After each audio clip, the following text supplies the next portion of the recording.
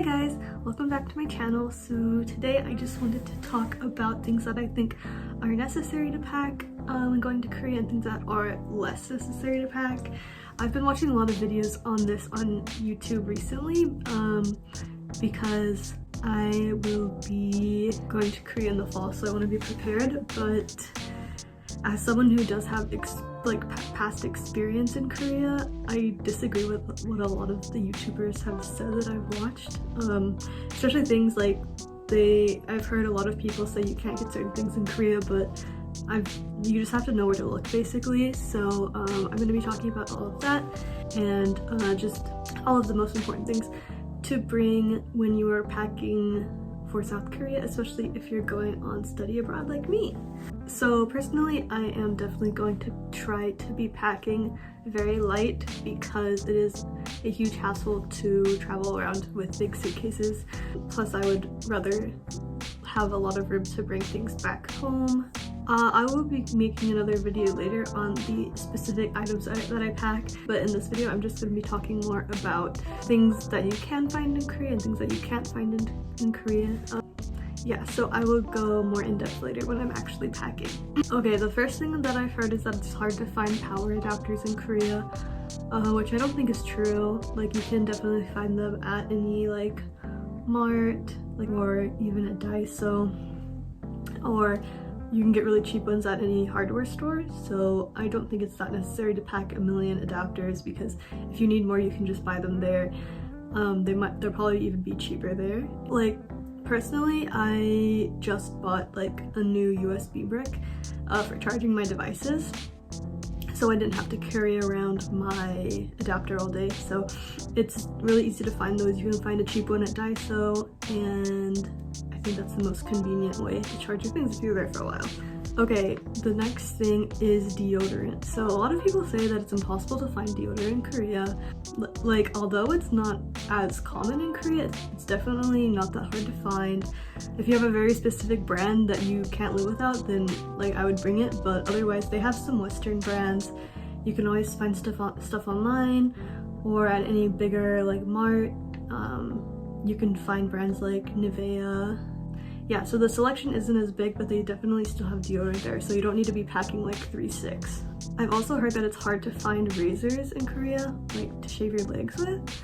I definitely have seen razors in Korea, so it's kind of the same thing. If you have a specific razor brand that you can't live without, then I guess you can take it, but otherwise, it's fairly easy to find razors. Another thing is big towels. So in Korea, they use a lot smaller towels to dry your body after you shower. So it's not common to have a big towel that covers your whole body. But if that's important to you, you can find them online. I don't think it's necessary to pack that either because it takes up a lot of room in your suitcase. You can just find them on Gmarket, and I'm sure you can find them at some home goods stores, like Home Plus. I would say about the same thing with medicine. If you get a cold, they have, cold medicine or flu medicine there, and it's pretty similar.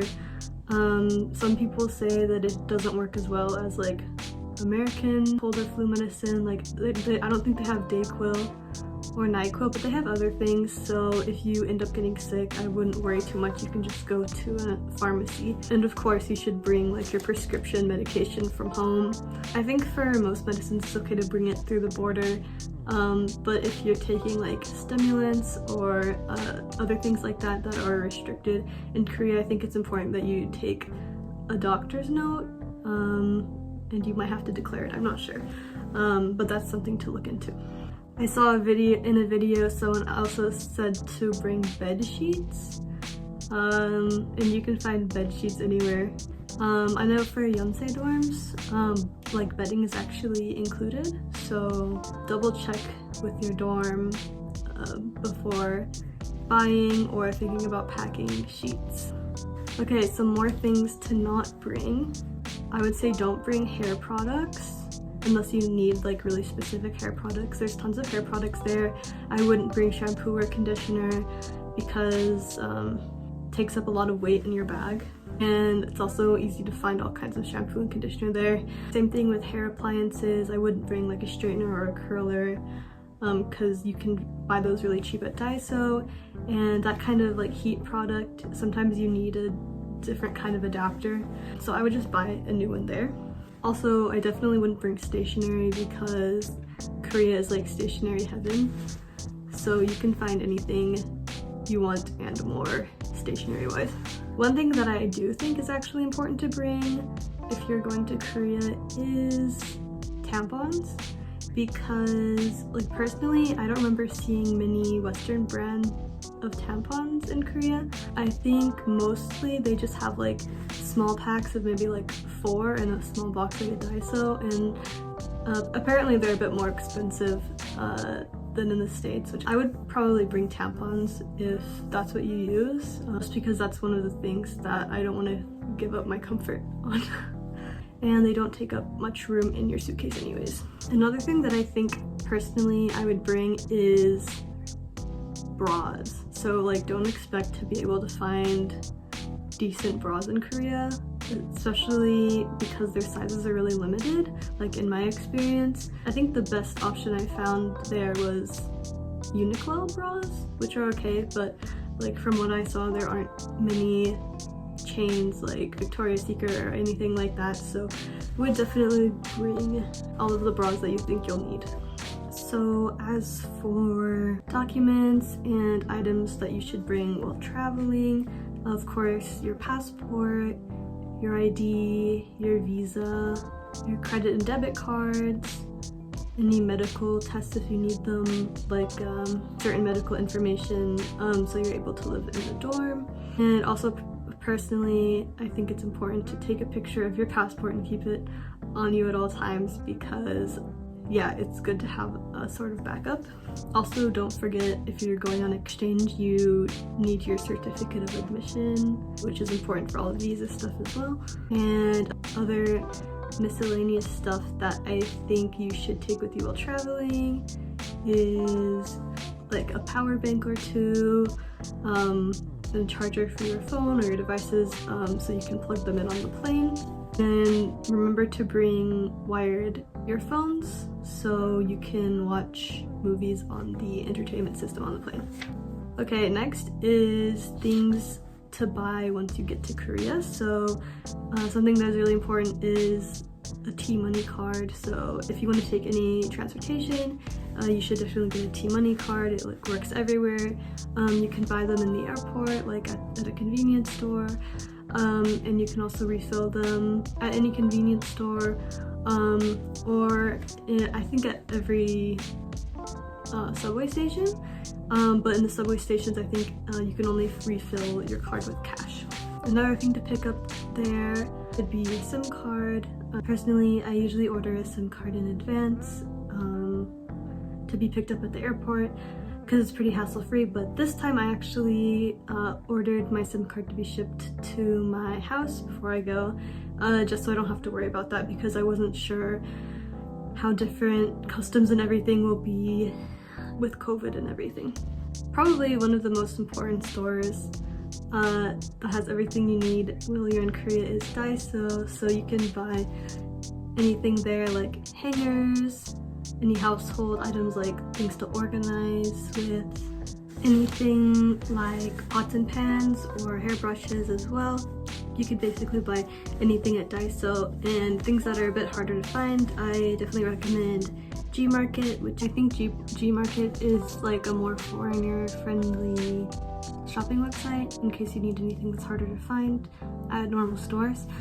Just because for like Kakao, you need to verify your identity with a phone number, a Korean phone number, and it has to be like registered to your alien registration card, so it's a bit complicated, especially if you're not there for a while. So Gmarket is a good option for sure. They have like everything on there that you could ever want. Next, I'm going to talk about some of the most useful apps and websites to know about before you go. So first of all, Naver Maps is like a lifesaver. It's like if you try to use Google Maps in Korea, it doesn't really work. Like you can't see information about transit, or you can't use Street View or anything like that. So Naver Maps is like the equivalent, and yeah, it is really helpful. You can see navigation, reviews, everything like that.